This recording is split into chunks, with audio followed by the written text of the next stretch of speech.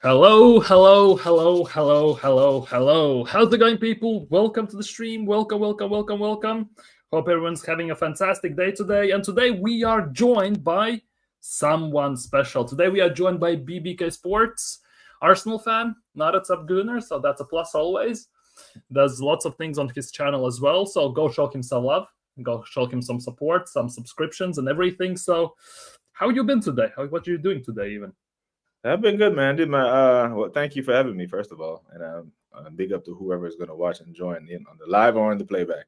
I've been good, man. I did my regular morning stream on these West Coast talking about how we rate the transfer window with thus far. It was an interesting conversation. But yeah, man, it's an ongoing conversation of how the transfer window will pan out for us. I still don't think we've hit the mark to bridge the gap on City Pool, but we'll see how it goes, my bro. Yeah, how did for you? What did more the rate? Let's say the rating out of 10, as people want to say. Like, what? How do you rate the transfer window? What does it basically? You will be judged more by incomings or outgoings. Incomings, because I don't think we have a whole lot to offer outgoing wise. I think the players that we would offer anyone outgoing wise would actually hurt us in our title run, right? The Salibas and the Gabriels, and we need to keep those guys.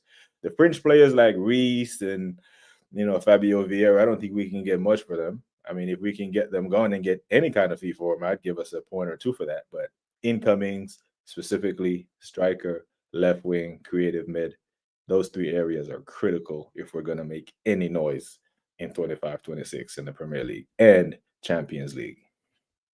Oh yeah, for sure. That attack department been neglected for far too long, way far too long to make anything. And it looks like we might be getting a striker finally after 3 years, 3.5 years even.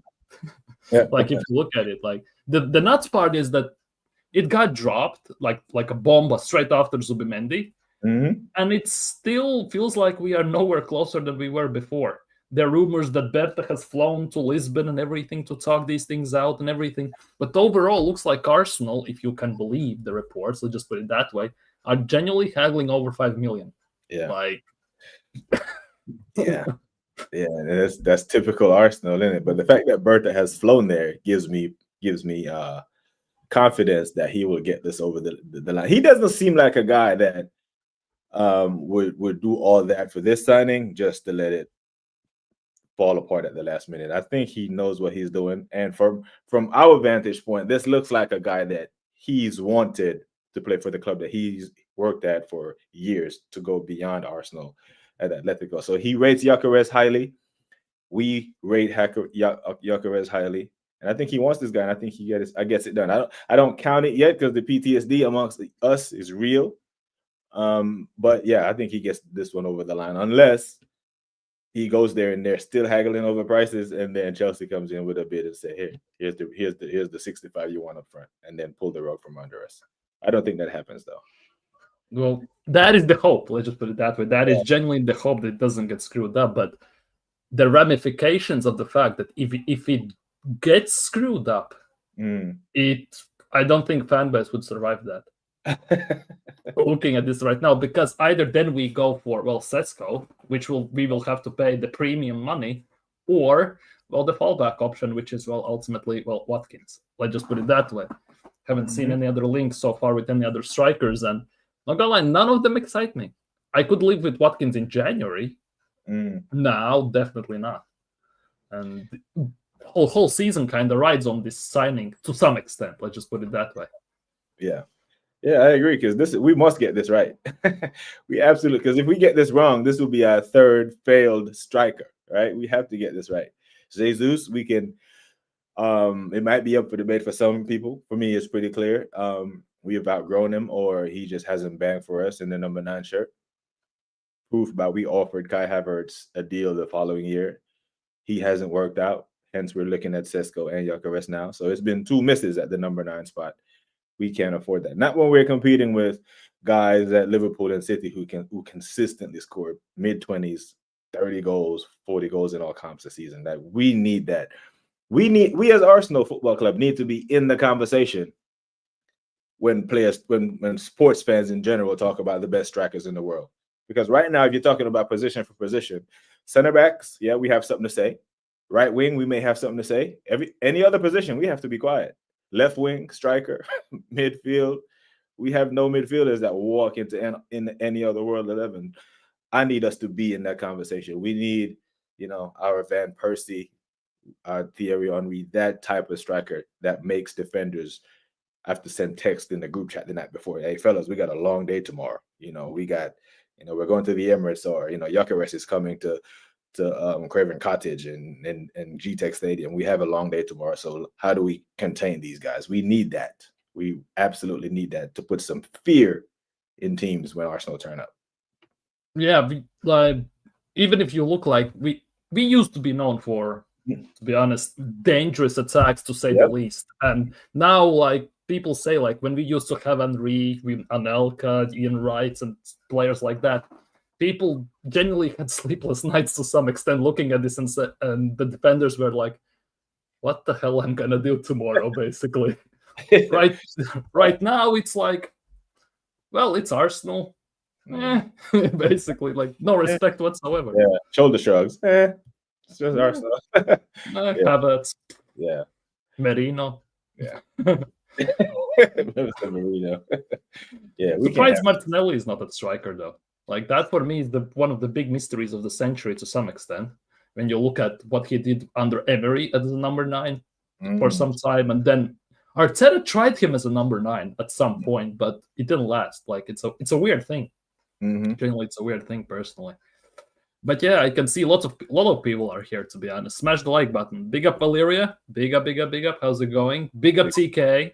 Big up TKA. Big up Hendon, the legend, as well. Big up to you. Smash the likes, people. Smash the likes. Arteta now hitting 1 billion spend level. No more excuses left for him. But it is like that, isn't it? It's like, what? It's like almost 100. Well, 80, right? 82 before Gyokeres. So that's what?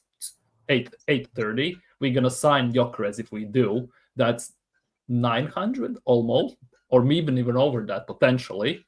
So at the end of the day, if we want to sign another, well, at least 2 more players, it's going to be 1 billion. And what do we have to show for it? Yeah, a couple of second place finishes in a Community Shield, and the best defense in the league, and haven't conceded 3 goals in over 2 years, and a record against the top 6. It's all words. It's nothing tangible. It's nothing when we go to the Emirates on tour, go to the Emirates store, they can point to a marker or a trophy and say that immortalizes the 2023 season, the 2024 season. We have to lay a marker down at some point sooner or later, or we're going to risk losing our best players without anything to remember and buy. And that concerns me. That we're going into the 3rd season with the best defense in the Premier League with nothing to show for it. Because I remember when Chelsea had the best defense in 05-06, they took the league from us in 05 and retained it in 05-06, which something Arsene Wenger never did, by the way, when they had the best defense. So we have to put a marker down somewhere where we can look back and say, this period, Arsenal were actually good. Because in 10 years, context will disappear, and no one will remember that we came within 2 points of winning a trophy at the Emirates in 24. Them ones. So yeah. 1 billion spent it has to. 1 billion spent has to come with accountability, because we would hold Man United, Chelsea, and all these other clubs that spend all this money accountable. So we have to keep the same energy for our club. We do, to be honest. We laugh at Chelsea. Well, like, to be honest, we kind of laugh at them. They have won Champions League before we signed Havertz. They won, Conference League just about now. Technically, it's nothing big. At the same time, it's more than we have ever done, pretty much. Yeah. Under this regime, and we kind of can even banter them. Like, if you look at it that way, they get to more finals. Even United get to more finals than we do, and look what mess they are in. Yeah. Like, not to mention Spurs, of course. Yeah. And the fact that Chelsea, this core bunch of Chelsea, have lifted a Conference League trophy just a month ago has helped them in this competition. They're 90 minutes away from a final. So as small as it may be, a trophy nonetheless. Yeah, but to be honest, if we sign Madueke, technically we can say we have signed world champion.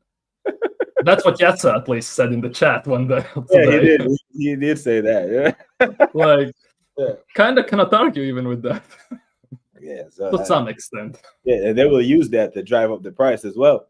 You know, and and then we will be told that we have no money for Rodrygo. Will be spent 50 million. Now, how much do you think Nani is worth? Like seriously, like if you were just from a business point, you look at Nani's evaluation. How much do you pay Chelsea for him? Forget that he was a Chelsea player. He's just a player, and you're bidding for him. As an 30. Yeah, I would say about 30. I genuinely taking out the Prem tax, English tax, all these taxes that come along and people want to put on him. I would say 30, and that's also only because he's 24th. I mean, just Martinelli, something like that. Yeah, it's not he's 20, maybe 23.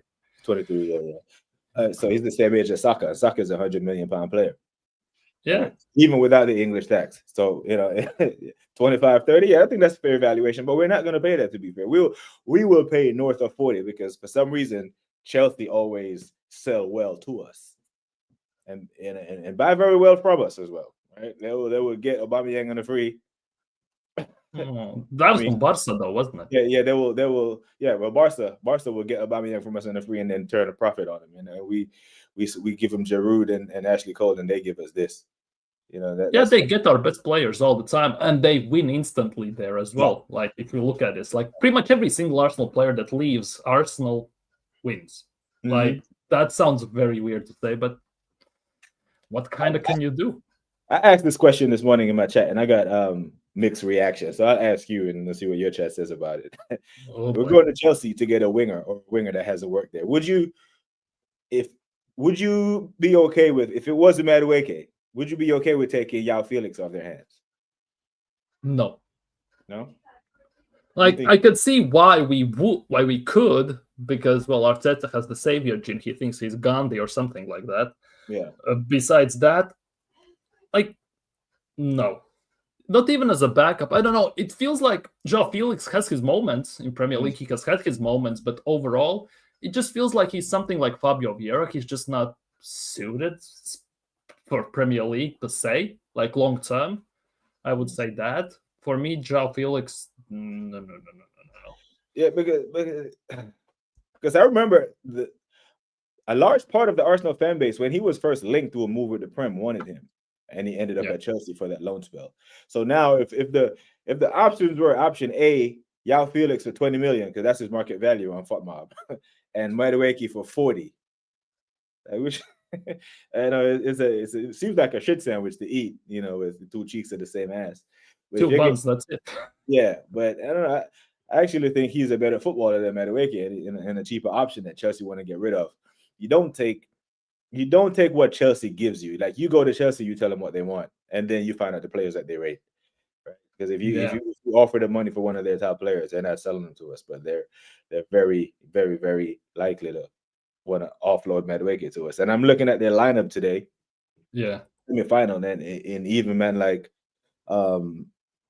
João Pedro is getting a start, and he's still on the bench. Even though João Speed is predominantly a striker, he does play multiple positions across the front line, and he's starting ahead of Madueke. So I do think it has legs. I do think it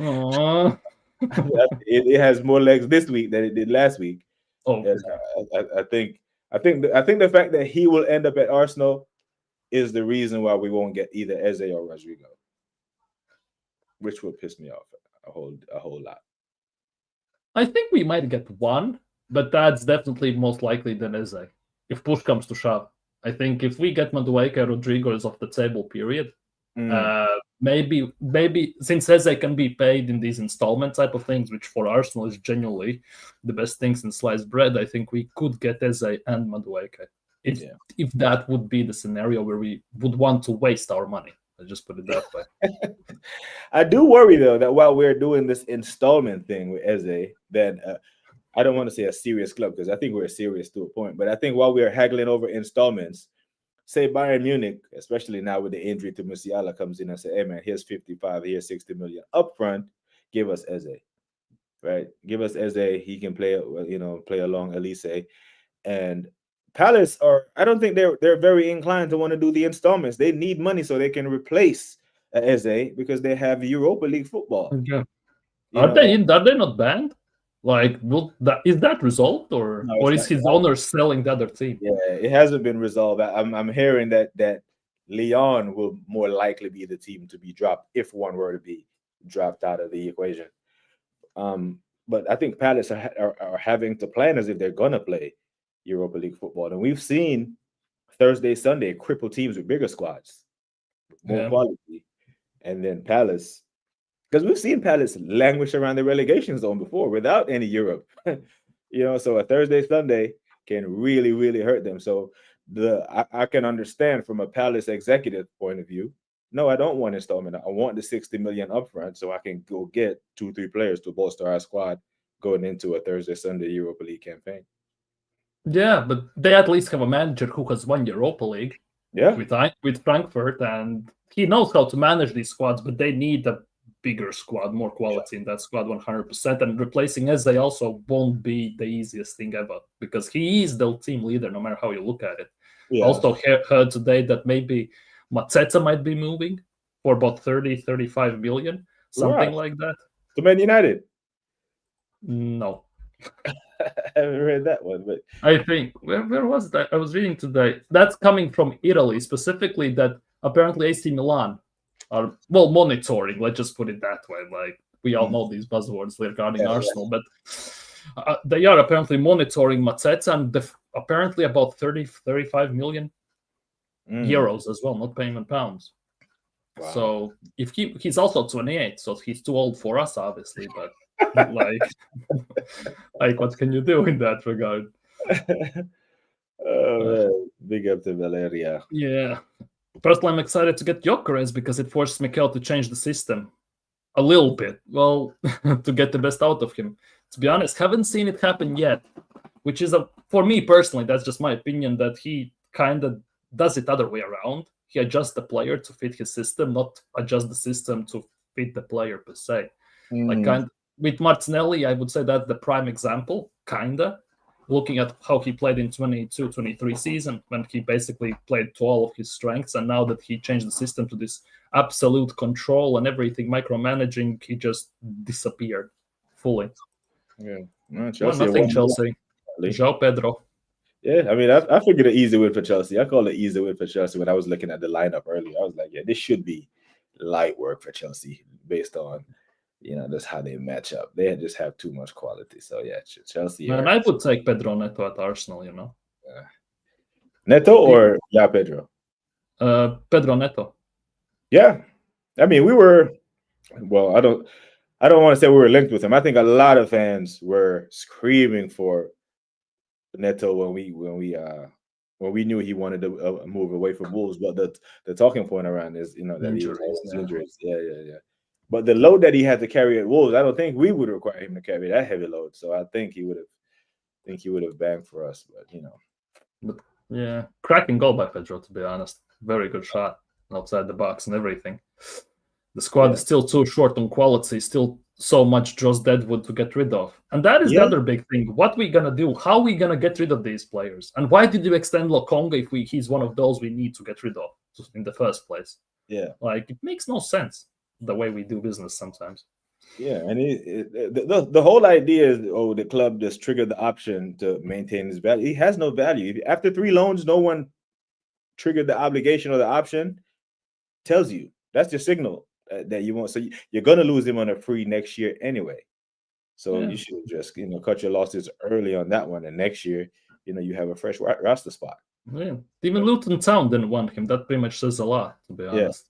Relegated Luton, and then it was Sevilla. It was Palace, Luton, Sevilla. Yeah. To be honest, also Lokonga kind of got unlucky that Vieira got sacked, because he was quite regular under Vieira, more or less. Let's just put it that way. But we'll see.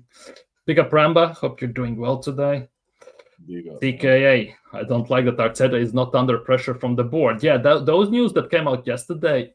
I don't know if it's just rage bait from Ornstein or what, but it's just insane. Like, coming out news that there is no pressure for Mikel Arteta and the outside pressure doesn't kind of affect anything at all. Like, that is a bit worrying. Let's just put it that way. I saw a Sky Sports report right after the season ended, and they framed it in the form of a question: is Mikel Arteta under pressure next season? The fact that he was even a question kind of offended me. I mean, why would you ask that? Of course he's under pressure, and that's the first part. The second part is, what do you mean next season? He was under pressure 2 seasons ago. If we're serious, So there's some credit there to that he might not be under pressure unless we completely fall short of whatever targets they set for him. Because it seems as though we have a set of goals we've set for him. A different part of the fan base has a goals that they set for him, and then the ownership and management have a different set of goals that they set for him. And which one is going to be likely to hold him accountable, and it doesn't seem to be us at this moment, because he's not moving like a manager that's under pressure to me. Well, yeah, to be honest, like that interview where he got asked about the point difference, that was like maybe some hope that there would be some, let's just say, cracks in the foundation, let's just put it that way. But looking at the last games where he was sitting in the stands and happy chappy with Kroenke next to him and everything, whilst Berto was just giving him the stink eye 4 seats further, basically, like, it says pretty much everything you need to know, more or less. Let's just put it that way. We've not invested in our attack in a long time. First window, we are doing something about it. We haven't balanced out, which has been a problem for a while. Yeah, we need about, like, I would say 200 million on the attack right now, given how much we have dropped on midfield and defense and goalkeepers. Let's just put it that way. Like, it's actually insane. If Elanga is 50, Elanga 55 as well to Newcastle. Newcastle are, like, they are not in a rush, but if they get the right players, like, it could be long as well next season. We all know how we do against Newcastle in general. Yeah. So it's always a problem. Always. Yeah, I was on one of them, BBK, they called him too injury prone. That's regarding João Pedro at the time. Yeah. Which was fair. It was a fair assessment at the time. Yeah. About the work. Yeah, but given that he would play on the left wing, like, mostly. Let's just say it as it is. Saka is undroppable in his eyes, in Arteta's eyes. So rotation with Martinelli, with even Trossard, to be honest, to some extent, I think he would manage it. I think he would manage better. How close do you think Gyokeres is, and what percentage do you think he will join? I would say, big up Ashley Spencer, by the way. I would say about 98% he's gonna join. And if Berta has flown to Lisbon, if it's true, to basically smooth out everything, I think it's gonna happen. It's just the patience that's basically bothering everyone. In looking how it has been neglected now, to sit patient and wait, it's very frustrating. Looking that they're haggling over 5 million allegedly, like that's and it's like that every window. It happened also with Calafiori, same thing. Happened also with Merino. Happened even before. Same thing was also with Declan Rice. But that deal as well dragged out for far too long. Yeah. If we don't change how we play, we won't get the best out of Gyökeres. But that is the biggest issue. That is Mikel Arteta. That's on him. He's the coach. He's the manager. If he gets the player, he should be able to coach him and manage him to get the best out of him. Yeah. Now, Dana, the question is, do you trust Arteta to do that?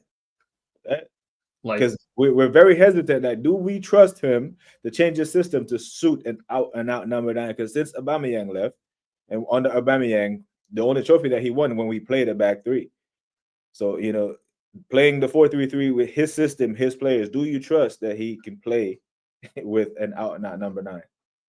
Yeah, for me, it is like that's the biggest question for me. Always, it has been the biggest argument that he has never coached actually a striker. Yeah. He had one, he put him out on wing, and a 3 at the back. It worked like a charm. Over the top, pace, everything, cut inside, finesse far corner mostly, and everything. It worked most of the time. Now that he let Aubameyang left, like, we have nothing, genuinely nothing. Big up Kwame. Hope you're doing well. Big up. Gyokeres is the man. 100%. Gyokeres is the man. Arteta knows it's his last chance to win us honors, and based on how he looks, it doesn't feel like it's his last chance. Unless we genuinely bomb the start of the season, I don't think there will be any pressure. But if Old Trafford first game is unfavorable result, let's just put it that way, and afterwards we have Liverpool away, we have Newcastle, Man City. If those games don't go the way we want them to go. We cannot even expect. I think there will be shift in the tides, let's just put it that way, regarding Arsenal fans, even top Gunners. Yeah, I agree. Like that is the big question. Big Burton, hope you're doing well. Fun fact, not saying we were winning things at this time, but remember, we had Henry, Adebayor, Van Persie, Baptista on the field in the same time. Strikers. Yeah, but at the time when everyone was playing 4-4-2, and it was the big thing, let's just put it that way, every team had about 4 strikers, 5 even to some extent. We don't even have one right now. Like, the comparison is actually kind of nuts. We don't even need 5, we need 2. And we don't even get 1 in our team, let's just put it that way. Like, that is the worrying part. With no striker, what can we expect? And kind of same goes for left wing right now, at least for the last 2 years, I would say. Yeah, 2.5 years, let's just put it that way. Do you believe actually that we're gonna get Rodrygo? No. With everything that's happening, that Bayern need of left winger, let's just say. Liverpool as well, if they lose Diaz, they might go in for Rodrygo. PSG are linked with Rodrygo right now. God knows why, to be honest, based on their attack and the wingers they have there. But do you think if all these big teams come in for him, including Arsenal, do you think we have a chance to edge it to some extent? I don't think we signed Rodrygo this window at all. And I've read an article yesterday, and I asked Abs about it this morning. I seen the one for Bayern. I seen the PSG one. I don't think PSG is an actual shot because of the wing play that they have. The thing for me with Rodrygo is that he needs to go somewhere where he knows that he's going to play. And you can't go to PSG. In years going by, you can go to PSG and demand that you can play. You can't do that anymore. PSG are an established football club now with a proper manager. Right, we've seen Luis Enrique lose a superstar and play his stars and his young players and do a treble. Yeah. So, you know, all due respect to Rodrygo, I think he's a top player, but he's not. He doesn't have the profile of an Mbappe. And I'm of the opinion that Luis Enrique was not sad to see Mbappe go, even though he was a big name. He was happy to see that guy go. Because the work rate that the rest of the team does now, he doesn't do. He does not track back the way. Do you see the way Dembele was pressing up 3-4-0 in the Champions League final, bro? Mbappe doesn't do that. He doesn't lose himself into the team that way. And so if I were to rank him, it'll probably be Bayern, City, Arsenal, PSG for the 4 teams that they have that's linked with him. I think it's a bigger. I think we have a much bigger chance of landing Eze than Rodrygo. But I think more priority. I wish the priority was more around Eze than it was around Madueke. Because what I don't want is for the club to sign Madueke for 40-50 million, Zubimendi, Gyokeres, and then tell us they don't have money for Eze. We definitely don't have the money for Rodrygo. Now, if they do a madness and pull this out the bag, I'm here for it because I think Gyokeres would actually cook if a Rodrygo was on that left-hand side, along with Saka to the right of him. I think that would be great. And I would be on the internet on YouTube showing a lot more chest with that front line versus Martinelli, Trossard, or Madueke on the left wing. But as far as Rodrygo goes, no, I don't think we get him top player though. But I just don't think it happens. What I foresee happening is the window will close. He doesn't get playing time at Madrid. And then in January, you hear us linked with a loan when we have proven that our left wing still isn't playing up to par. And then there might be some news about us getting him on a loan. But as far as this transfer window goes, I'm sorry, I just don't see Arsenal moving that big.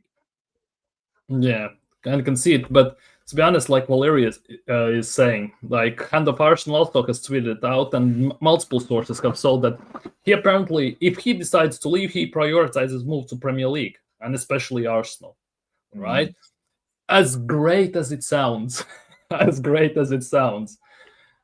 if we can pull this off, I will be over the moon. It might be the first shirt I'm buying in about how long, I don't even know. I just put it that way. Then again, if we take out the Arsenal out of this equation, it's Premier League move. Man City is there. I don't know about Liverpool, but definitely if Diaz leaves, they still need a forward in general they wanted to sign. and with unfortunate passing of Diogo Jota and his brother, they also need to kind of fill that hole in general as well. So do you see maybe Liverpool as well, maybe putting their 5 cents into this bucket? No, I think with Liverpool, I think the Liverpool fans that I speak to are very confident that Luis Diaz stays. And Gakpo is there as well. So I do believe with the money Liverpool have already spent, I think they're going to prioritize a striker, because Arne Slot has made it clear that Núñez isn't that. They had won the league already, and he still wasn't starting him. He was still starting Diaz in the false nine after the league was already won. If that's not a clear signal as day that he doesn't want this guy, I'll never seen a bigger signal. So I don't think Liverpool are. It's not impossible, but I don't think Liverpool are the front runners to land him. Now, if he prioritizes a move to the Premier League, like Dana says, cool. That means us, Man City. He can go to Man City. It could be what's his name, Savinho on one wing, and him on the other wing. I think he fancies himself to be better than Jeremy Doku. Jack Grealish is out the door. I mean, yeah, there's an opening there on the left hand side for him to play in. So between us and City, if he's going to look and be like, okay, who do I want to play for, Pep or Arteta? With all things being equal, because City can pay big wages, I think he'll probably go to City before he come to us. Now, if after we announce Gyokeres and the club and the Cronkies see the whatever number we put him in, say we announce that we put him in the Glock 9, and then they see we put him in the Glock 9, and then the shirts sell out in 5 minutes, maybe the Cronkies will be like, maybe shit, man, if we put Rodrygo in the number 11 shirt, we could make our money back in 3 months. So I'm here for it, but it's just hope in it. Well, yeah, at the moment it is. Yeah, just like Burton is saying, obviously, Arsenal have put in the groundwork. Like, they have contacted, there is interest and everything. Like, on paper, it's just the same. Like, pretty much every single one. We know their cousin, their aunt, grandmother, their third cousin's goldfish, and everything. But how it's gonna pan out when actually you have to go to Real Madrid, shake the hand on Florentino Perez, and put the money on the table, right? It's a completely different situation. Like, that's completely different, at least for me. I just put it that way. If we turned up at Old Trafford on opening day with Rodrygo, Gyokeres, and Saka in our front line, and Eze in our 10, I'd be out there with chess. Right now, I'm thinking that game got 1-1 written all over it because it's very difficult to win there. But I would be giving all the chess. I'd be like, okay, we're coming to make an example out of you, man, on opening day. But it would be nice. It would be nice. Maybe one day, but I don't think we're there yet, bro. Yeah. But imagine the chaos if we turn up with that and we lose. Like that. It's just the first game of the season, people. Calm down. Just the first game. Yeah. It takes 2 seasons to adjust to the system. Calm down. Yeah, fix that. Depending on how we play. If we go there and we're still playing horseshoe football, recycle, they'll be like, "Damn, Rodrygo, come on, man. You got who's right? Well, you got Dallo on one-on-one. You go cook him. You know what I mean? You go cook him, because Saka's gonna cook whoever's on that side. Just go cook him." And that's with the players we hope to get, like Eze and Rodrygo, we won't play the same as we did last season. Crossing my fingers, though. Yeah, that is the biggest hope. That everything basically rides on Mikel Arteta. We can sign whoever we want. Let's just put it that way. Even if Cronkies basically pull the 8th world wonder and put 109 million of their own pocket into the business and everything, it's all on Mikel at the end of the day. He gets maybe not his even, because Gyokeres doesn't feel like Arteta signing. Let's just say it as it is, because also Berta wanted Gyokeres at Atleti last season. So if he can't get them clicking and going and scoring, it's gonna be long. It's definitely gonna be long in those terms. Big up Hyper Protagonist. Big up, hope you're doing well. Why Arsenal are so slow on doing deals? Big up Robert. Hey. But yeah, like, that is the big thing. When it's Mikel Arteta signings, it's like bang bang. Yeah. As soon as it's something that there is something that Mikel Arteta doesn't like, instantly stumbling block, and it feels like you basically are pushing up like a 55,000-pound rock uphill instantly. Drags out, gets annoyed, and it's long otherwise. The Selly alone is going to sell. To be honest, Gyokeres' celebration, that's going to be a separate match from Arsenal. They're going to do a mask specific one or something like that. And it's going to sell out instantly. Mikel music in the house. Big up E. Ross. Big up every single time. Big up. Need to make a soundtrack of Mikel music. Need still to do that. Yeah, there's probably Donnies all over London right now getting those shirts printed up already, selling them outside the Emirates. You know, those Fugazi ones, all of them. Yeah. It's gonna be on the match day scarves. You know, all of it. The amount of money they can make if they PR this right. Come on, Arsenal. Come on. Yeah, it's like if you think about it, if we sign Rodrygo at Arsenal, the money we would pay for Rodrygo in shirt sales alone would sell out like month 2 at worst. Let's be real. Like it would be so quick, and it would be the end of days. Let's just say this. Yeah, you remember when Lewandowski went to Barcelona? Barcelona had to put out a report. They couldn't make any more shirts because they ran out of W's. Yeah, because it's not a popular letter. They ran out of W's, bro.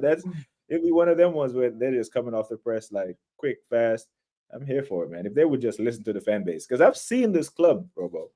I've seen the fans of this club get behind Benayoun and Shamak and them, man. If you give this fan base something to get behind, we'll fully support it. Fully. Yeah, but it goes both ways. If the fan base are behind that player specifically, you're safe. Like instantly you're safe. As soon as they turn on you, you're pretty much already out. Like I hear you. That's how it is. But you mentioned as well before, like penalty to Fluminense, right? Yeah, maybe. No, VAR overturns it. Yep. VAR overturned it. No, damn it. But yeah, you mentioned that Liverpool had won the league and they still didn't play Nunez.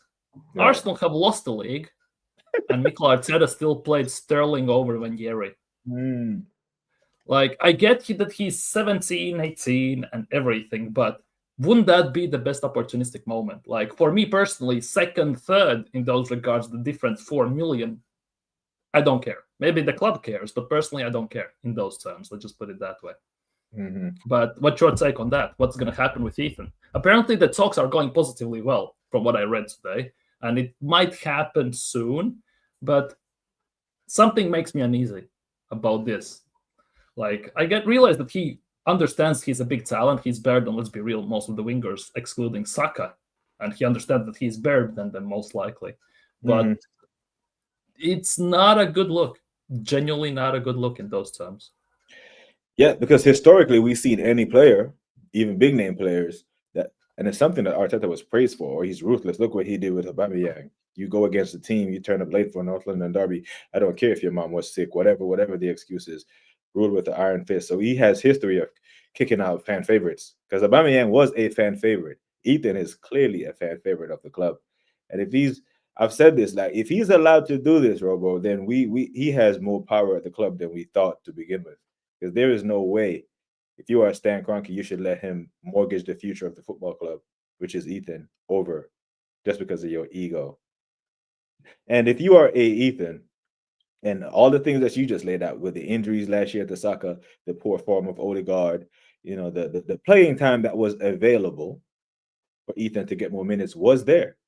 Yeah. And if he's a player that's worth his salt, you ask those questions. You don't just follow the manager blindly. There are managers that you can follow blindly. Pep, Klopp, Wenger to some extent. Arteta, he doesn't have that respect yet. He doesn't have that clout for me to follow you blindly. So he's the blind leading the blind, basically. So a player who clearly has the talent to perform, asking you what his role is going to be in the next season before he commits another 3-4 years to you is completely valid.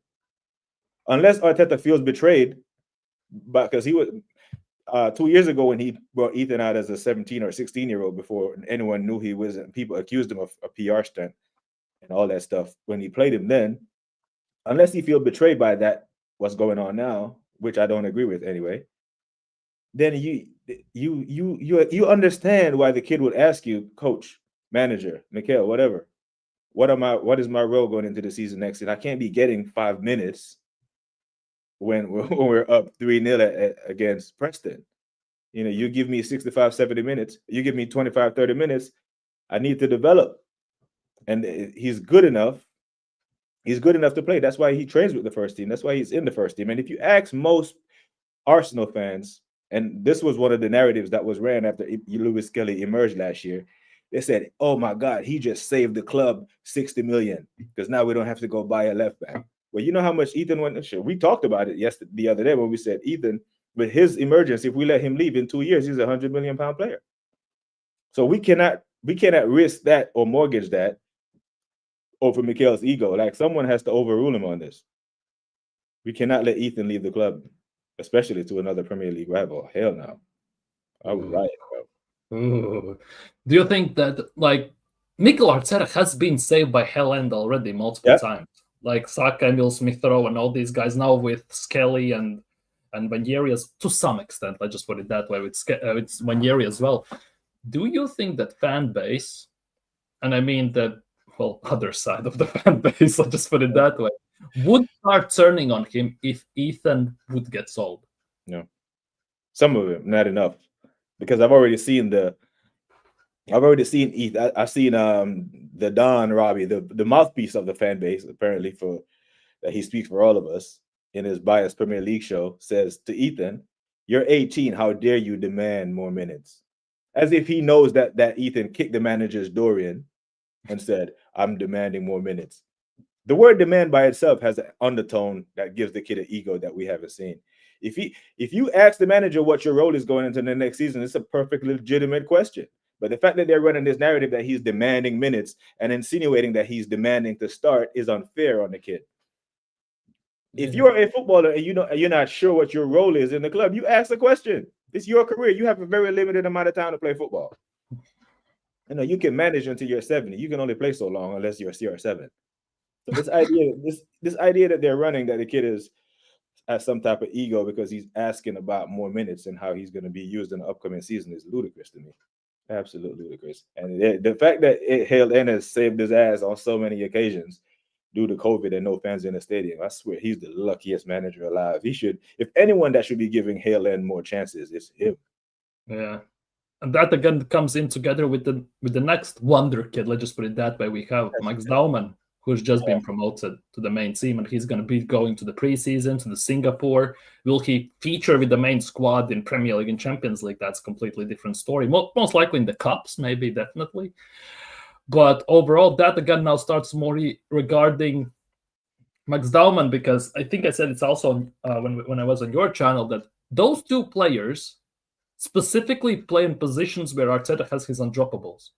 So unless something insane happens, because we all know how good Arteta is in rotating players. We all know that. Like, they might actually themselves say, well, I have at best 17 years ahead of in my career. And that is excluding injuries as well. Like, if they don't get injured, like, I need to do what's best for me at this stage. Yeah. Like, it would be the end of days. Let's just put it that way. And to some extent as well, if you look from the other point of view, looking what Kevin did, Chidobe Martin did, they saw this mess. What happens to the, let's just say, Helen graduates with the youngsters in the team? They just went to 15th place Man United. Yeah. Like, that says it all to some extent for me as well. Like, it's a big problem. Yeah, and like TK says in the chat there, like the SAD actually give me pause as well, because Eze comes in the squad, he will challenge Odegaard for that position. And let me point out that Ethan actually scored 4 Premier League goals last season in 889 minutes. Odegaard scored 3 Premier League goals last season in over 2,000 minutes. So this idea that Ethan hasn't produced, or Ethan is not well within his right to demand more playing time, is crazy. Absolutely crazy. Yeah, because he has shown his worth in general. Yes, we beat Man City 5-1. What a trophy for Arsenal last season. Let's be real. But the goal he scored and everything, that was fantastic. And as well, like, if I was watching, was it yesterday or was it today? I don't remember, but it was like from a broad camera where Ethan was standing for about half a minute on the far side, just pass, until Declan Rice just said, screw you all on the left, basically. I'm just going to send it to the other side. So and Odegaard doesn't score that. When Odegaard gets that ball, he's looking for a back post run from Havertz or Trossard or Martinelli on that side. He's not looking to bend that top bins. He's not. It's a completely different mindset from the kid. He's a killer. And we all see it. Like an attacking-minded coach, Ethan is like a gold mine for him. They would love to play that kid and just unleash him and just be like, bro, do what you do best and create, score. Yeah. But like it feels like unless you are basically a youngster who, well, in Mikel Arteta's eyes, doesn't know better, like we are restricted from shooting from outside the box. On certain occasions we do that, but overall we just, well, almost never do, which is very weird. Like we shoot when we are on the edge of the box, which is understandable, right? But we never take a punt from about 25, 30 yards even sometimes out. Yes, we don't have people who can do that. Well, we do, but not very well. It usually ends up somewhere killing a pigeon flying across the Emirates most of the time or something. But overall, like it is annoying when you see the players go on a count. Like maybe the passes are covered, but you have a chance, you have an opening to take a shot. You scream, screen, or in the stadium shoot, and well, Odegaard does his ring around the rosy and passes backwards, for example. But I do think Gyokeres gives us that dimension because he will shoot, he will have a go at it. So I'm very interested to see, like Dana says, how Mikel will adjust his system to suit your striker, because we need goals. You have someone who scores goals, so you develop a system that's conducive to him scoring goals. Right? If it's you need a number 10 to play him through the middle, fair enough, because we've shown that we can create from the wings, but teams have also shown that they can overload it and mitigate that. So now you need to find the right balance and combine what you create on the wing with Odegaard, Saka, and Timber or Ben White at right back. But you need someone in the middle of the park who can break those lines, like an Eze. Yeah, in that regard. Yeah, we are quite lopsided. Let's be real. Like predominantly, we are very lopsided attack. And if you mark out Saka of the game, like we might as well kiss the game goodbye. Let's just put it that way to some extent.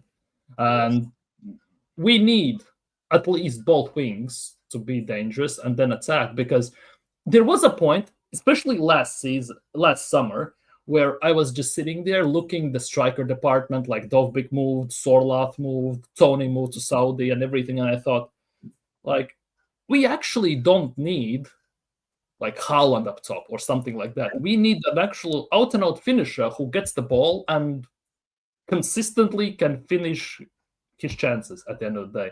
It doesn't mean that we need the best out of best. Like, for example, Ivan Toney, for me, fitted perfectly to that bill. We just didn't want to take a punt, I guess, due to gambling or whatever. But we don't need specific... we are not demanding Lewandowski up there. We don't need that. But the wings are a big problem, because left wing spot, you okay with Eze on the left? Or you'd much rather prefer him through the middle? Because for me, it's through the middle, personally. Through the middle. I need him through the middle. I think Gyokeres would appreciate him through the middle, because when Gyokeres is occupying both center backs playing off their shoulder, that's where Eze thrives. Because the runs of a tactically astute number 9 will create space for Eze with his runs. And Eze, not only can he break the lines with his passes, he's an excellent ball carrier, So we have the ability to push teams back, to camp out on the edge of their 18, 2 banks of 5. It's just that when we get into that space, and the space is very tight, and the ball comes to Gyokeres, first touch, turn, bang, half turn, bang. Eze is very good at that. Very, very good at that. And even the Eze next to an Odegaard will open up a lot of space for Odegaard. And Odegaard has shown that he can do damage when he has space on the ball. Well, but if he's the only creative outlet, it's very difficult for him, because he's not strong on the ball, gets barged off quite easily. And he does need help in that midfield. And Declan Rice in that 8, as great as Declan is, Declan doesn't have the tech of an Eze that can drop his shoulder and get by a guy very, very easily. And when you drop your shoulder and you get by the man that's marking you, someone has to run out of the space that they're occupying. The defense is completely compromised. Now someone has to come over. And Eze we've seen that boy cook in a team when he's the only creative outlet at Palace. So now when he has other creative outlets and a Gyokeres, not Mateta, I think he can bang. I think we should move hell to get that Eze in our squad. I think we really do. But I don't know, man. I don't know. We seem to just be focused on DMs, defenders, and backups to Saka, if that's what Nani's coming to do. Even we announced today Heinze, another defender we signed, to be honest. Like, if we look at that one, like, I kind of would be willing to see, for example, this will sound weird, but Rice in the 6, Odegaard or Eze in the 8, or what on the other one, obviously in the 10. So we have 2 quote unquote number 10s actually up there in those spaces, because I think that definitely would open up our abilities to maybe make runs in behind, maybe drag out defenders out of positions a bit more. Yeah, in those terms. I mean, like Arteta seems to love a left-footed left 8. So if you put Eze in the 10, you put Odegaard over there, let's see how it goes. You have to be able to try these things because Eze can drift either side. I don't think Eze in the number 10, even if Odegaard is injured or we're rotating, I don't think Eze would primarily just take up space on the right-hand side of the field like Odegaard does. He will be across that midfield creating for whoever is in front of him, to the left of him, to the right of him. And Saka doesn't need Odegaard riding the right side of him to create. Saka can do his bits. You know, but I hate when Odegaard will pick up the ball, run 20, 30 yards just to give Saka a 2-yard pass. Well, just pass the ball to him and create the space. That's the hallmark of a footballer who's low on confidence, and he's making sure that he gets the pass to where it needs to go. Bro, just pass the ball and run into the space. Let the ball do the work. Like, we know this. We learned this from you know, we're this big. But he confuses me sometimes, Odegaard. Sometimes. Sometimes. When he plays well, man, I give him his props because it does look good when he's cooking. Oh yeah, 100%. When he's cooking, but but those last year, the performances when he did cook were too few and far in between for me, and he needs to. There's only one way for him to go this year, and it's up, because if he maintains that level or he dips any further, then surely not only does the captain armband has to go, but then he may have to be sold. Yeah, to be honest, he has to go. Like, for me, like, the patience is very thin for me personally in terms of, well, Arsenal, let's just put it that way, in terms of trophies and how long we are waiting. We have to be patient and all this stuff, you know.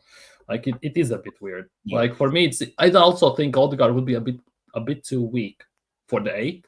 At the same time, he runs a lot, so maybe that's gonna help. Yeah, I can hear it. But what I want to see, though, I want to see us be able to sit Declan Rice for a game or two or a game and still feel a strong squad, or sit Zubimendi and still feel a strong squad. That we're going to need that, because we're competing with two giants who have reinforced their squads this season, and the Eze in the squad would allow us to do that.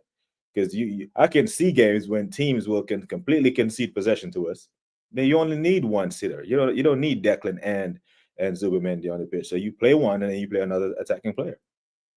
Yeah, 100%. Yeah. Hello, Rich. Hope you're doing well. Big up. Big up, Mubarak. Hope you're doing well. Is it true that Arsenal agreed to pay 80 million and signing Gyokeres? Well, we can only hope at this stage, because technically the offer is on the table. Allegedly, they're haggling over 5 million difference, which is quite bizarre. But well, it's the Arsenal way. Let's just put it that way. So we're gonna see how it's gonna be resolved. Hopefully soon, and ASAP as well. Saka passes, especially those air passes, are fire. Gyokeres would eat them. We would be getting goals galore as well. Like when Ethan was playing also last season, the left foot, those crosses he was making as well were always on money. And you just could not help but just sit there and think, if we only had a striker. Yeah. If we only had a striker, always on point, always perfectly whipped in with the curve and everything. And the fact that we are Arteta kind of is hindering that development, that part of his game as well. I don't know. Maybe Arteta doesn't like Nwaneri because he just takes risks. Yeah. And Arteta is very safe and very pragmatic in those terms. But unless you kind of take risks, you are not going to win. Yeah, James, aren't you? Yeah, and that's the part of the pitch that you're supposed to take. You want your wingers to be able to take the risk. That's why you play out from the back to maintain possession, to give your wingers isolation with fullbacks. That's when the risk comes in. I don't take risks with my DMs or my center backs, but when you get your attacking midfielder and your winger should take risks and try to break the lines. That's why Man United fans hate Bruno so much, because they say he gives the ball away. But if you're that high up the pitch, at some point you will have to risk breaking the lines. You know, Ozil used to give the ball away sometimes, but most of the times you see that the defender has to break his neck to slide to stop that pass, because if he misses by an inch, then someone that has a one-on-one, and we need to be able to create through the middle, especially when teams turn the ball over on us. Turn the ball over, whoever breaks the player, whether it be Declan or Zubi, you pass it to Eze, one pass, and the Gyokeres is clean through on goal, because we have the ability to turn teams over. I remember we suffocated so many teams, especially at the Emirates. But we turned the ball over, and then because the pass is so late, it gives the team time to recover. Yeah, like we have the same thing as well. If we press them into a mistake, we have no outlets. Right. Like Saka is playing right wing back on our edge of our box. Martinelli as well is on the edge of our box, and then we have maybe Havertz up there or Merino up there, and that's about it. No support, no nothing, and there is no point in giving him the ball because he's going to lose it anyway. Like 3 defenders are going to just clamp him up in those ways. We need also be very much more deadly. Let's just put it that way on counters in general. Big up AFC always. Panel, big up. So proud of my son coming first in his school sports day. Big up to him. Watch Arsenal. He told me he hasn't come to well done, AFC Junior. I'm here to win. There's the mentality to have. Exactly. Big up to him. Congratulations as well. Something Arsenal should be doing. We are so close in signing 5 million euros apart. I understand about Arsenal haggling, but I know I need to be patient. But it's tiring. It is, especially with the PTSD over the endless years as an Arsenal fan. It's getting to you at some point, no matter how you look at it. Have you seen Saliba being offered a new deal? Yeah, I read that as well. Saliba apparently has been offered a new deal. Will he sign though? But if he doesn't sign it, he has to be sold. We're not playing this game with you. You know, either you sign or you will get sold. We need, because it's going to take a lot of money to replace a center back of your ilk. So we can't do the Trent thing and have you in the last year of your contract. Because now when he goes down into your last year of the contract, now he has all the leverage. He can run it down or that. But yeah, he goes into the last year of his deal, he has to be sold. But I think he will sign. I think he will sign. You think? Yeah. I think we have to prove that we can win something for him to sign as well. I think he signs. I think the fact that Madrid has signed that kid from Bournemouth, Militao's still there, Rudiger's still there. Yeah, Rudiger's still there, Militao's still there. I think he does sign. They're still waiting on Konate apparently as well, potentially. I just put it that way. But it is rough. It is rough at this stage looking at how this is working. Hopefully he resigns because it's gonna be tough to replace him. Yeah. Genuinely tough. Like for me personally, I don't know, it might be a weird take, but not for us to replace Saliba. For me personally, it would be easier than replace Gabriel. Just solely because I kind of view Gabriel as more old school type of defender, and you don't see them too often these days. You see more of Saliba type defenders. So I'm not too sure how that's going to work out because he just re-signed, so that is great. Gabriel, at least, that is fantastic. We just need a bit more. Like, also, I have seen Arsenal fans, not going to name names, but they much rather see, for example, Saliba, if he doesn't re-sign, run his contract out, and Arsenal not selling him. For me, that's very preposterous, to be honest. Like, you sell him. I think he knows that Arteta may not be here for the foreseeable future, and he signs.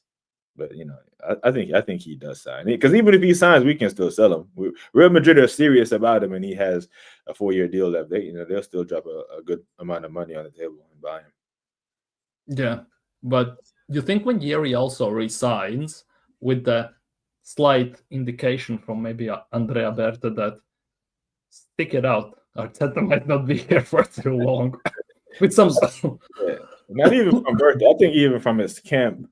And just in the temperature around football in general, you know, it's Arsenal, you're primed to win. Okay, now you have to win, because if the system is in place for you to win, you have the striker, you have the best defense, your midfield is good. The only thing missing now for you to win is change the manager. Yeah, like for me, it is like that. We have our Brendan Rodgers at the wheel, and it goes from there basically. Yeah. If one scary, gets sold or goes out on loan, shows me that Arteta and Nwaneri had a falling out. Like if he gets sold, I can see that. If he goes out on loan, and if we bring in Madueke at the same time, like I could see the reasons why we loan him out. Let's just put it that way. But overall, if we sell him, I think it might be the end of days for everyone in terms of supporting Mikel Arteta, because I don't think even the biggest Arteta fans would be happy about Nwaneri leaving, especially if we sell him to one of our main rivals. That would be the biggest stab in the back, to say the least. But if he goes as well to even to Dortmund or Leipzig or something like that, you pretty much can guarantee if the health holds up in about 2-3 years, 100 million, he will go to someone big anyways. Yep. Like that would be the one Arsenal miss out on. The reason Ethan didn't play much because he struggled physically. Yeah, well, he's young. That's going to happen. Also, not physically like developed in general, like physique and everything. But he will improve, hopefully, because we need to see him play more. For him to develop, to grow, and him to actually stay, to be honest. We also need him to stay here for longer. So he needs game time at the end of the day. The question is, will we sanction that to him? Because when we are 7-1 up against PSV and he's not playing, it's a bit of a travesty, to say the least. And that's the sticking point for me, because I don't want people to pretend that the opportunities weren't there last year for him to play. You develop by playing, and there were plenty of opportunities, namely the one you just pointed out, that he could have played a lot more minutes. Now, I'm not saying get 2,000 minutes like Odegaard and the rest of the senior team, but 889 minutes is less than 10 games, and we played over 50-something games last season. Yeah, it's so many games, and he doesn't see pitch. How many minutes he played? 800 something? 889. That's not even. That's 10 games. 10 games in general. Yeah.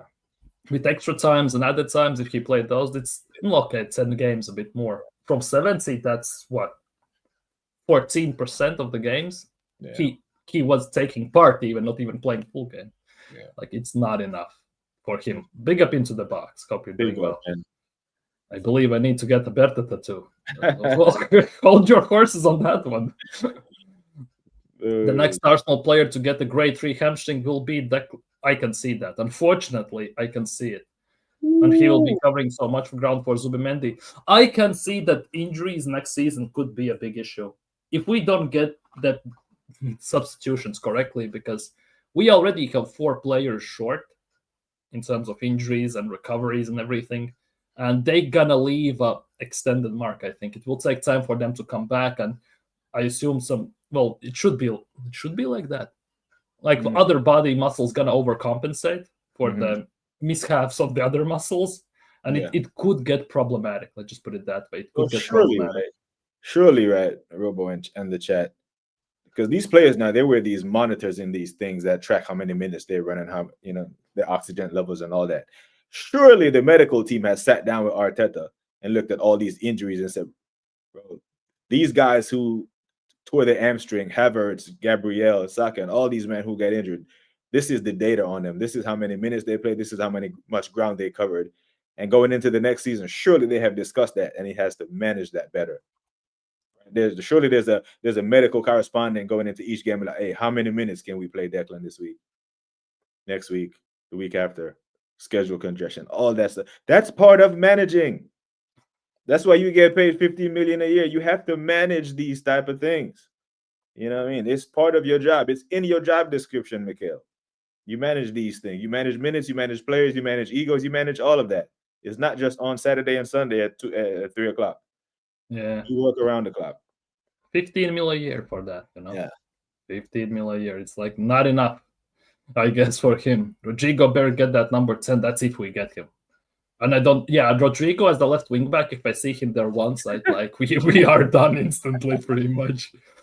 If we get Gyokeres, you're getting a Berta tattoo. As well, still, hold your horses. Let's just put it that way. Because, for me, the biggest worry is, obviously, the main man we have. Obviously, Gabriel, and there's also Saka. Those two, for me, are the biggest worries. And what's going to happen with Timber as well, because that is mystery and a half. Let's just put it that way, how he's going to recover. Because he already had an ACL, and what's going to happen now? Because they're not going to be the same. Yeah. At least for the start, definitely. What's going to happen afterwards? Will they be durable, or are they going to sustain more injuries? That is, let's just say, the biggest worry. And if we don't have the proper backups, it could get even worse. And that even long term is very dark basically, because next manager who comes in, he will have to deal with this at the end of the day, and then there could be some ugly situations in terms of player sales, players going, players coming in, and everything. And let's forget, these players are going to play even more minutes next summer. It's the World Cup here as well. So, a lot of minutes going to be piled up, a lot of mileage on them. Yeah, the World Cup, like the one that basically screwed up Jesus for us. Let's just put it that to some extent. Extent. He was also rushed back. That also wasn't great, of course. But that wasn't a good thing. Because when I actually am a fan of Jesus. Like when we signed him, he was fantastic. The way we were playing, you could see like there is something in there. There could be something in there. I'll just put it that way. And then and all is done. Yeah. And to be honest, also I kind of believe that not even Jesus' injury ruined our season, but Saliba more specifically, because we had to play Bob Bolding there. And why did we sign Kivior? Also is a miss at the time. Like he didn't even play. Like we have Arteta, let's just put it that way, because massive right now. He already has responsibility, massive about everything, but now it's gonna be tenfold, especially if we get the striker and everything. Because if we get that striker and he gets injured, God forbid, of course, and everything. Yeah. But then again, it's gonna be long. Like we again Havertz back up there, Merino back up there. Like what we even gonna do? Especially if Martinelli, well, I don't know if he leaves or stays. Mikkel has to run to roadside. Like, that is one of the biggest things. We cannot make defensive substitutions like per like when we are 1 goal down or drawing a game. Right. Like, that is one of the most annoying things. Don't want to see Saka starting a Carabao Cup game against Bolton.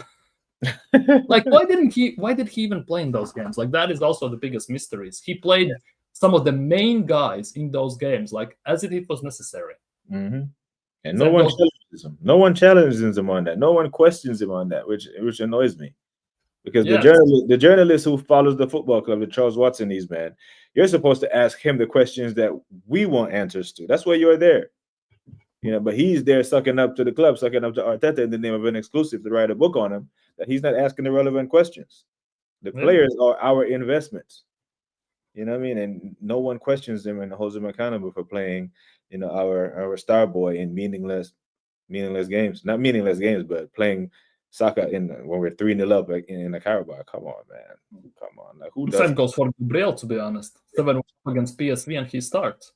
Come on, man. Like that, like it doesn't seem like much, one-off game, but if you kind of compile them together, you can see the pattern where it develops in those ACLs at the end of the day. Yeah. And nobody wants to call it out. Oh, it happens. Well, it doesn't happen like that, especially to one club in span of few months. Like it doesn't happen out of nowhere. It's a build-up, bro. It's a massive build-up. If you were a lifelong smoker, you can't go back and point to the exact cigarette that gave you cancer. The exact one. This was the one that fucked my lungs up. It's the build-up over time and those meaningless minutes for Gabriel, playing. It's just a madness, man. Someone has to hold him accountable, and it just doesn't happen. You think he's gonna learn now? Well, he better, because otherwise, I don't see it. Like Eros said it himself, he just does not see it. You need an Eros. He also is not lucky with the clubs he supports. Like all the clubs are just no. For me, it's the same thing, to be honest. Chicago Bulls fan, not a great look. Lonzo for Texter trade and everything, and all this madness that is happening, like it's pain. Let's just put it that way. It's massive pain. But hopefully next season is better. But will we have a good window overall? Like last assessment, will we have a good window overall? Do you see it happening? I think our window will be Kepa, Mosquera, Zubi, Norgard, Gyokeres, Nwaneri. Make of that what you will. 6 players. I don't think we get Eze, even though I want Eze at the club badly. So those 6 players, I think that puts us 5, 6 maybe. But I ask most Liverpool fans where do they rate their window. Their men are in the upper 8s. And if they sign a striker to 10, City fans are comfortable with their window. So I don't. Yeah. I'm not happy with the window. That's why yesterday when the hoopla was around Gyokeres, I'm like, finally we get a striker. But now, we do need Gyokeres is a striker that can also thrive on service. And when I'm talking about service, I'm not just talking about spamming crosses in. I'm talking about breaking the lines by a true number 10, like an Eze. But I think those are the 6 players that we get. Anything other than that, it's a bonus for me.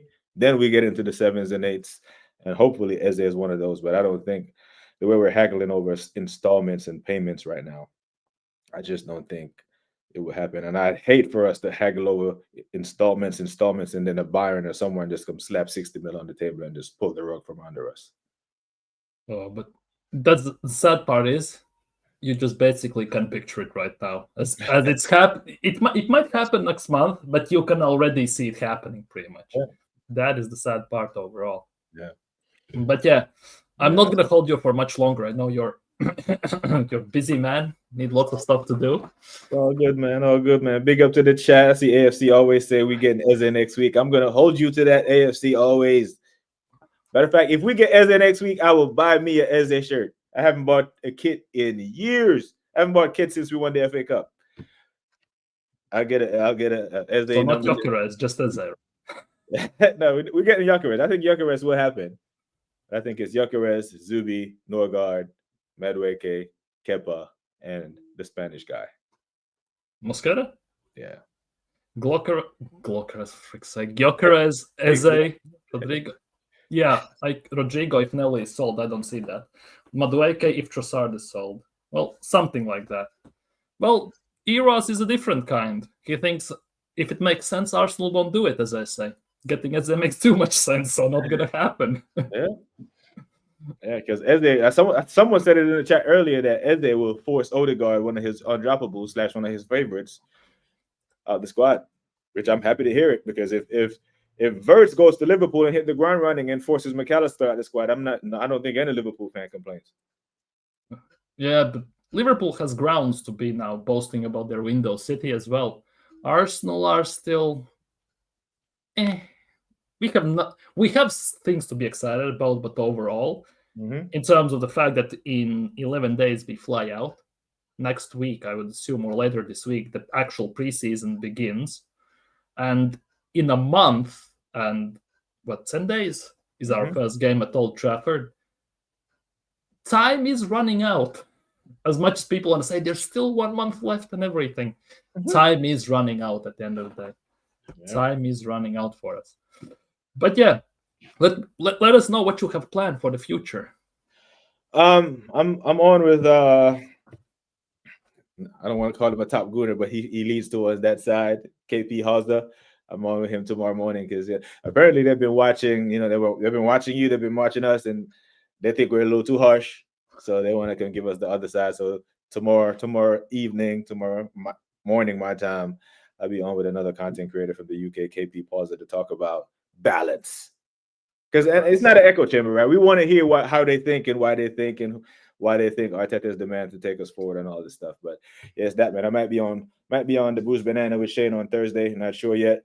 But yeah, man, it's just work as usual, trying to uphold the standards of the football club, the low standards that we do have left. But big up to you for the work that you are doing. Thanks for having me on. And big up to the chat. Some legends in the chat today, as always. Big up, man. Big up. My pleasure having you on, and thank you for coming in general as well. Big up to you. It's 5 p.m. UK time, at 3 p.m. UK time tomorrow. 5 p.m. 5 p.m. UK time, so 7 p.m. my time. Need to prepare some. Subject to change. Oh, I see. You know how these YouTube spaces go still. Yeah, it's basically the schedule depends how it goes. But yeah, thank you for coming. It was a pleasure having you, to be honest. Man. Anytime, Big up to you. Big up to the chat. Everyone who liked, who subscribed. If you haven't done that, go subscribe to BBK Sports. You don't make nothing missed of you, though. No ice, too. When you tell them ice, they fill your cup half with ice. So I tell them no ice, and I actually get a cup full of tea. Yeah, he doesn't miss anything. But don't worry, Ross. Even if Mikel leaves, you're gonna be Mikel music from now on. Oh yeah, you're stuck with that. You're stuck with it. Don't worry. But yeah, big up to everyone. If you haven't already, like the stream, subscribe to BBK Sports, show him some love. Stream tomorrow. He's streaming tomorrow, of course. Gonna see there what's gonna happen. The top gooners, what they're saying. Let's just put it that way. Almost top gooners. Okay, I'll be fair. But yeah, big up to everyone. And yeah, we are out for today. Have a nice evening. Have a nice day tomorrow. And see you soon. Peace. Peace.